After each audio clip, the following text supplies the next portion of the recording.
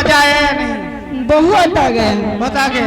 अभी थोड़ा आया, पूरा नहीं आया। थोड़ा इतना सी आया है। इतना तो मजा ही नहीं आता। इतना नहीं मजा आता जब तक ना इतना बड़ा ना आ जाए। क्या बात है? अब बोलो। हेलो हेलो राम सिंह भाई,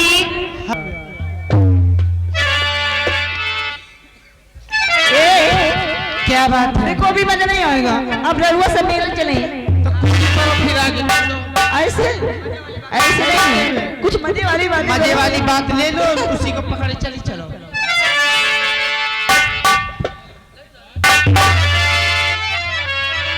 चलो जल्दी है ना। क्या कहती हो? अरे बच्ची तुम और कुछ कहती हो, पकड़ के आई। हेलो हेलो क्या बात है? कुछ नहीं। अरे सखी बारी से, अरे सखी बारी से गगनवा से पानी, झुलनिया से फूल टपके। सखी बारी से गगनवा से पानी, झुलनिया से फूल टपके।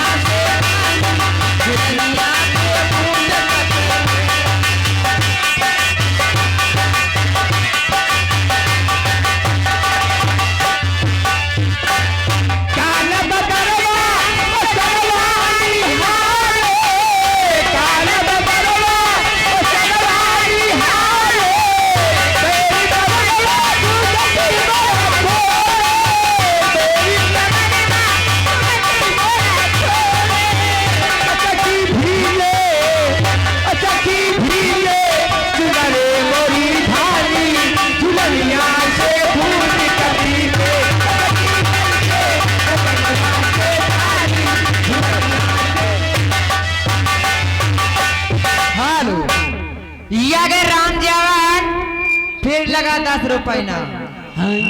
उनका कहना जिस भाई को डीपी नहीं मिल रही, तुमका इतना पसंद करत कि तुम्हारी सीटी जो पूरी वही कमलेश तुम्हारी सीटी फोरी जात, कमलेश तुम्हारी सीटी फोरी जात, सही कर लो। ये अगर राम जावन दादाजी बुढ़ाई रहने वाले हैं, क्या कहते हैं? उनका कहना कि जिस भाई को डीपी नहीं मिल रही है, कृपया डी में धुलाई सेंटर है, वही उसी के बगल में दुकान है, वहीं पर डीपी मिलती है। कर ले पार्टी, शुक्रिया, धन्यवाद।